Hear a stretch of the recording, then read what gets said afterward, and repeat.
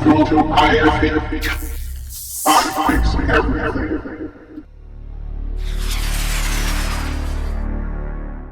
Today's project is to design and build an improved rolling lumber rack. My current rack has been around for 10 years. The first step was to analyze the old lumber rack and decide which features I liked and which features I did not. One of my favorite features was the shelf standards added to the outsides to allow quick and easy shelf adjustment. Another key feature is the plywood storage pocket. This centralizes the heaviest load for the easiest mobility. The pocket design is very helpful for sorting, loading, and unloading the plywood. You leaf through the sheets, resting them against the sidewall until you find the one you want. Because you're not supporting the load with your body, you can easily remove the sheet with both hands. Now let's spell out some things that I would do differently in my new design. I decided to start my assessment from the bottom up. The 8-inch casters in the 2x4 structure added considerable weight to the cart, and it increased the overall height quite noticeably. For example, the plywood pocket is 14 inches high, and the top of the rack is 68 inches high. The 8.5-inch plywood pocket fills up quite quickly with 3/4-inch sheet goods. To optimize my space, I placed the heavy lumber on the wings above the casters. But when the cart was moved, I found the lumber falling off. So I designed an improvised skirt. For additional storage, I began using the top frame structure to store long, narrow plywood sheets. It seemed like a good idea, but when you got 4 or 5 stacked up, you soon had to lift the top 3 or 4 to get to the one you often wanted. I used computer-aided design to optimize my storage in a smaller footprint, reducing the weight and the cost of materials. I further reduced my cost by buying 4-inch casters and damaged plywood. I used recycled lumber and screws and even recycled leftover paint. A large translucent box illustrates the location of a large quantity of plywood and other sheet goods. The new design more than doubles the amount of plywood storage. Another key improvement is I lowered the loading height of all the sheet goods. I recessed the wheels into reinforced pockets, lowering the center of gravity and the overall height of the cart. This makes storage on the top shelf easier to see and easier to load. To determine the overall height and the ground clearance of the cart, I bought the casters and modeled them using 3D software. The height of the side skirts was designed to allow trim to be stacked without spilling over. The top shelf was designed to hold trim, dimensional lumber, or narrow sheet goods, or a combination. The lip on the top shelf also serves 2 functions. Wider sheet goods can be stored safely on the shelf skirts. This allows easy access to the wood below without removing the upper stack. That's a lesson I learned from the first lumber cart. I had a very large window delivered on a shipping pallet. When the window was installed, it was taking up quite a bit of space in my yard. I decided I would disassemble it and reuse the materials. The shipping pallet became the structure of the lumber cart. Even the screws were recycled. This is a very small sample of the screws that I pulled out. I had a bag full. I used the tractor to lift the pallet to a comfortable working height while I removed the screws. Working at a comfortable height sped up the operation considerably. With all the boards disassembled, I stacked them up and organized them by length. This allows me to optimize the use of the wood so I don't waste anything. This drawing is a visual cut list I used to purchase the sheet goods. From this drawing, I was able to determine I wanted 1 3/4-inch sheet of plywood and 1 1/2-inch sheet of plywood to build the lumber cart. I purchased 2 damaged sheets of wood from the discount rack for considerable savings. Less than 25% of the overall cost. Because I was driving a brand new SUV at the time of the purchase, I was concerned about scratching the interior with this damaged wood. So I made a quick detour to Harbor Freight and bought the largest moving blanket they sold. I completely gift wrapped the wood with the moving blanket. This allowed me to slide it in and out of the truck without scuffs or scratches. When I got the wood home, I was able to closely examine the damage from both sides. Both sheets had a large crack that I needed to work around. I placed the wood on the tractor and raised it up to a comfortable height, like a workbench.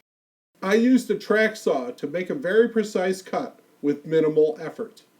I placed 4 2x4s between the 2 sheets of wood prior to making the cut. I placed 2 at the outside edges and 2 on each side of the cut line. This allowed me to make the cut safely without the risk of kickback because the wood remained perfectly level throughout the whole cut. After both sheets of wood were rip cut to size, I took them to the chop saw to remove the defective portion. I checked each side to see how far the damage had extended, and then I placed the laser at the edge of the damage and cut it away. Then I turned the board over and cut to the other damaged edge. This small segment was the only unusable portion of the wood. With the plywood base resting on the forks and the wood stacked in a pull pile, I was able to quickly lay out the format and clamp it in place and test the fit. With the stringer clamped in the jaw horse, I began assembling the wheel supports. To ensure proper alignment, I used a corner clamp and spacer blocks. I placed the clamp on the long board first. This supports the clamp as I tighten the short board. For strength, I added 3 screws to the corner joint. I used the same spacer block at all 4 corners to ensure consistent spacing. The casters are supported by 2 layers of 3/4 inch plywood stack cut to ensure consistency. The clamp is applied to ensure a flush edge to the wheel blocks as the screws are installed.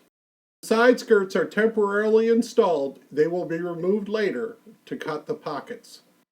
A 3/4 inch doubler was added to each end of the base to increase strength at minimum weight. The top shelf has a doubler that picture frames the edge. I installed the screws from the bottom face to clamp the wood in place until the glue dries. Once the glue is dry, the screws will be removed.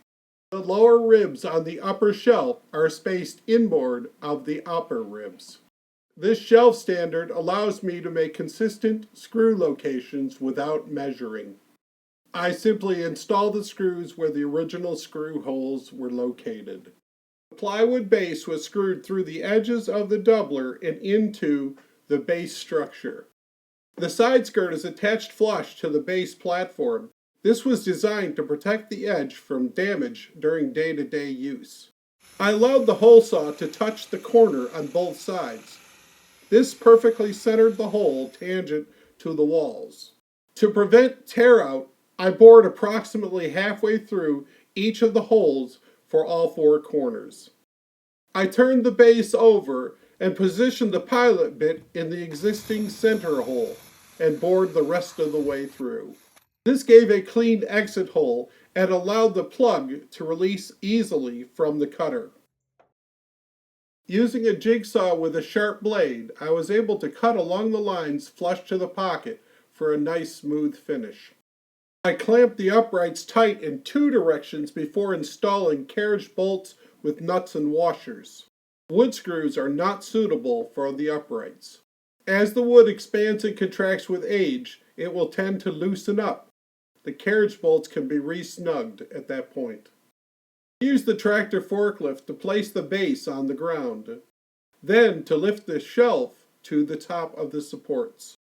The reinforcing ribs on the upper shelf are placed inboard of the uprights to match the ribs on the base.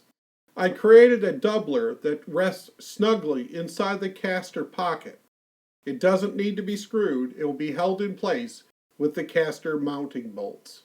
I placed the caster in the center of the block and checked for rotational clearance.